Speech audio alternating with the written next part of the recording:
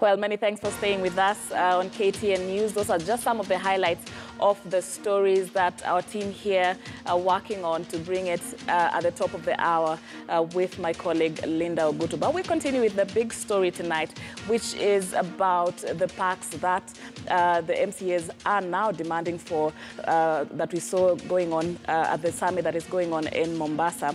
And Owino Kotieno is a former MCA of Sarangombe Ward, has now joined us here in studio. And I want to start with you. I'm sure you have heard about the demands or the requests, I don't know what to call them, by the MCAs today. What is your reaction to that? Well, first of all, I apologize for coming late, but I want to go straight to the point and say that these parks that are being demanded by MCAs, these were parks that were proposed by Salaries and Remuneration Commission last year when I was still an MCA. Mm-hmm. But it is unfortunately that after these proposals were made, the Treasury or Ministry of Finance didn't actually come up with an enabling environment or policy framework that would enable this proposal to see the light of day. Mm-hmm. It is very unfortunate to see that our fellow representatives, those are members of Parliament, National Assembly, and the senators, they are enjoying these parks, but MCAs, as we speak, are not enjoying these parks. If at all we are talking of equity, we should come with clean hands, because they say he who seeks equity must come with clean hands. Members of County Assembly, members of National Assembly, and the Senate, they are doing same work, same responsibility. So it will be unfortunate to subject MCAs to different standards while MPs and senators are enjoying these parks. So to me, these parks should have been given like yesterday, because denying them is like actually people are living in two different worlds. Why should MPs and senators enjoy these parks while MCAs are not enjoying these parks and they are doing the same duties and responsibility? If it is representation, MCAs are representing their wards. If it's a matter of oversight, they are doing. If it's a matter of probably legislation, they are doing. And other enabling staffs that are supposed to be done by members of County Assembly. All right, so I support. All right, I want to get a quick reaction of that by Mr. Osido, because when you were talking, Osido, earlier, you said we should actually embrace honesty as we are having this discussion. Is there any water to what Mr. Kotieno is saying, that they need to be rewarded equally? Of course there is. There is some bit of water, and especially speaking from the perspective of a former member of County Assembly. Now, but remember that we are also talking about, and I like the fact that he's mentioned SRC. And after the first legislative summit, there was a second legislative summit, which this matter also came up at the devolution conference. I think it was the third devolution conference in Kisumu. Mm-hmm. And what the then chair, and I remember very well, said after the legislative summit was that the MCAs are going to be granted certain leeways. Mm-hmm. And even as we speak right now, MCAs have car loans, they have house loans to be able to buy houses. And I think it is up to 5 million. Mm. And I'm sure that my friend, former MCA, will be able to correct this.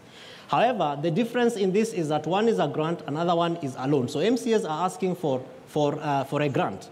Because I also think that this loan is supposed to be paid within a period of 60 months, which is really 12 months for a period of 5 years as you serve your term, and that you're able to take 5 million, which you pay within, the percentage I think is 3%. And the MCA will be able to also share this. And so if you look at this, and I'm very sure that he mentioned the bit of the National Treasury and the policy which I spoke about earlier on, which is supposed to affect the decisions of the SRC. Mm-hmm. Now, remember that Kenya and Kenyans are struggling, and I also picked this in my earlier discussion, that MCAs therefore need to prove the worth of all these requests and demands that they are making. Mm-hmm. Otherwise, we are going to be having every other institution making demands and requests, and everyone is serving different Kenyans at different levels. Right. And if we continue like this, I am very afraid, Sharon, that we'll be having these demands, people making demands, and they are getting satisfied at the expense of the expectations of the common citizens. Right. So in my view, the MCAs need to really prove that they need that whatever demands they are making are going to add value to their work, which I am in agreement with my friend Omigo Magara and also Mheshimiwa here, that it is about representation, it is about oversight, it is about legislation. Right. And remember that they also have a leeway at the county assembly level through the budget process. Can we be able to see MCAs pushing for services to be delivered to the people so that they are also able to gain that support, in my view, that when they come asking for grants, then there will be a softer landing for these grants to be able to be granted to them and not more or less siphoning from the people for whom they are supposed to be serving. Because I am afraid that as it is right now, we want to ask Kenyans to pay into us when we are not giving them the platform to be able to benefit. And devolution is working at different levels, but I want to appeal to the MCAs that can we be able to, in our roles, to be able to exercise oversight, in our roles to be able to legislate, in our roles to be able to represent. Can we push the executive to ensure that services are delivered so that we are able to get to a point where Kenyans can be able to say, my MCA deserves that grant, my MCA deserves that grant to be able to buy a car so that she can be able to move around to serve me and to exercise oversight over the services that the county government is supposed to be giving. Otherwise, as it is right now, Kenyans are struggling, and I'm afraid that this is not in very good faith and spirit. Right. And Mr. Magara, the governors who were opposed to the County Ward Development Equalization Bill say that it is going to give MCAs developmental roles, which is the prerogative, really, of the county executive. Do you agree with this? That's hypocritical. Truth of the matter is this, and let me go back to the story that we've spoken about the parks. We have this, actually, what the MCAs are talking about is equity, that you have a big brother eating a higher portion of meal, which is okay. A younger brother should also enjoy the same meal, albeit the quantity can be small, but the recipe for the same, for the meal should be the same. You can't cook different meals for your children. If it's a Pandora's box, please carry the cross. They are saying this is happening here, it can be criminal on the other side and a right thing on the other side. And I think that going back to the governors who are actually challenging.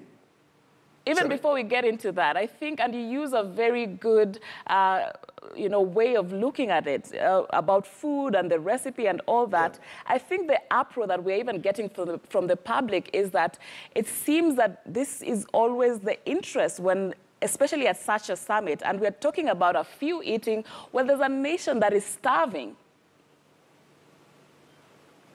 Agreed. The challenge is when you open up this side and say you have a bigger son who is take a bigger portion, and a younger son takes another portion. It doesn't matter. It can be at that level because of their stomach, and their stomach here means responsibility. But let this recipe or the food be prepared by the same recipe, not different kind of portions with different ingredients in the meal in terms of nutritional value. What am I saying?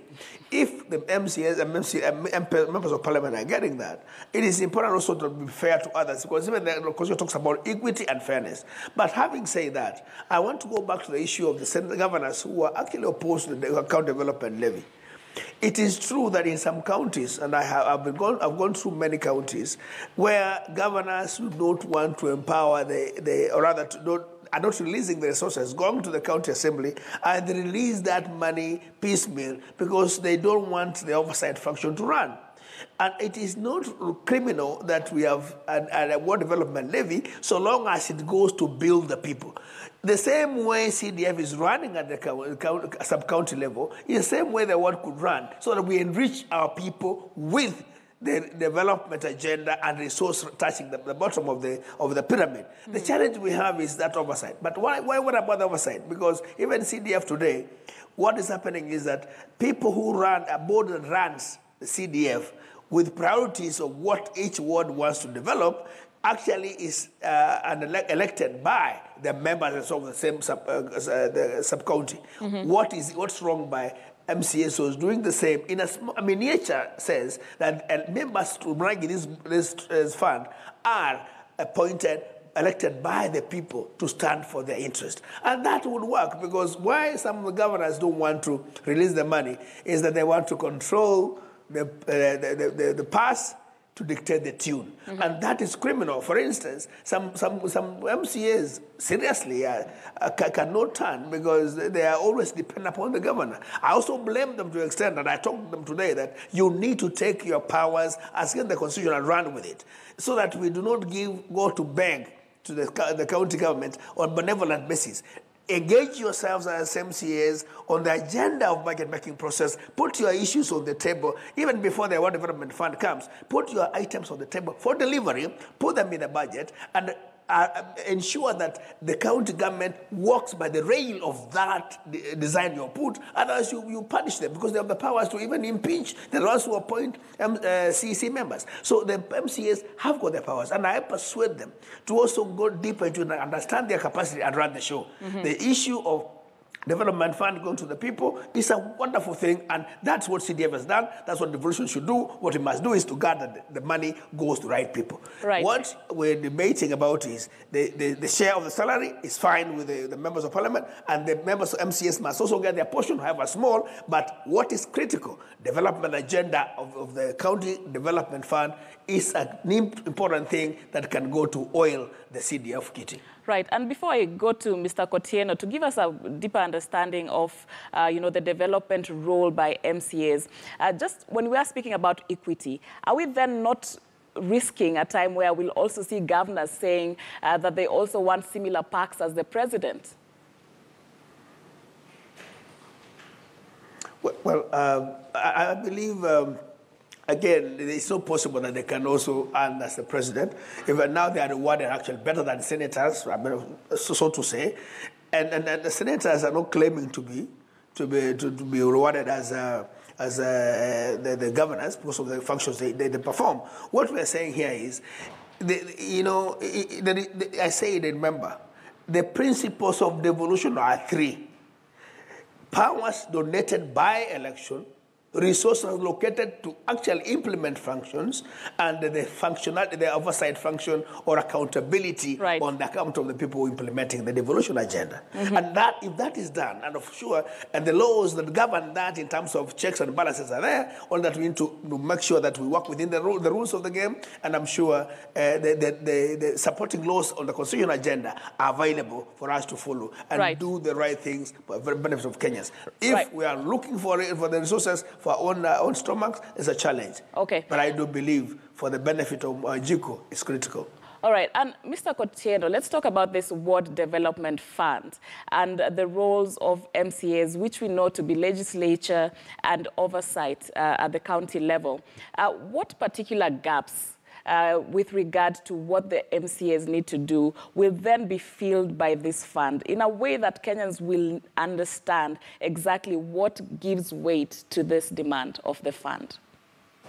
Kenyans should all understand that these wards have got different dynamics. There are some wards that are more developed than the others, and there are wards that are more poor, are more poorer, and at the same time, they have potential to reach to that level of those developed wards. You cannot compare a ward like Sarangombe ward with Parkland ward. The reason as to why MCAs are demanding this ward development fund is to ensure that there is equity. Now, and number two, people believe that when you are elected on the basis of bringing development or ensuring that there is development in your ward, and people can actually see water, people can see hospital, people can generally see infrastructure. And when they don't see that, then they do not see the need of actually waking up at 4 a.m. to go and queue to vote in for a particular candidate. What I want to say is that the reason as to why this Ward Development Fund is not seeing light of day is because governors are selfish. Governors want MCAs whom they are going actually to dictate to. They want to starve them with development so that these MCAs keep on going to their offices, begging them as if they are some god somewhere. That is unfortunate.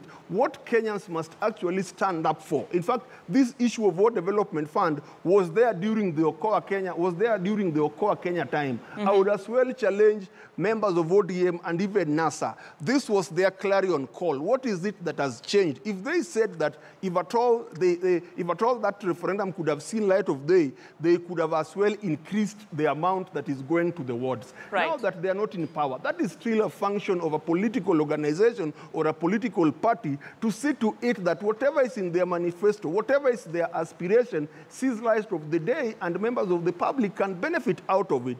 I am calling upon governors, and I'm telling them it is not their function to declare that Ward Development Fund is illegal. That is a function of the judiciary. That is the functions of the court. Let us enact this legislation and let the courts perform its duty. If they declare it null and void, well, and if they say that there are sections that would be unconstitutional. It is those sections that are to be amended or to be aligned so that they reflect the principle of the Constitution. And what members of County Assembly are saying, they are not going to implement development. Implementation of development is left to the executive. Theirs is to call for public participation. Theirs is to rally members of the public to come and do what we call needs assessment and prioritization of development. Right. And this is a debate, of course, that cannot stop here and now and continues. Unfortunately, we are out of time for the show tonight. But I want to thank you, gentlemen, for joining me on this important discussion tonight. Owino Kotieno, who's a former MCA of Sarangombe Ward, Kevin Osido, Director of County Governance Watch, and Omingo Magara, who's a governance consultant with Accountability Institute. Thank you also for all your tweets. I see a lot of them coming in. Let's keep having that conversation offline, and many thanks for watching The Big Story. I'll see you again tomorrow. Have a good night.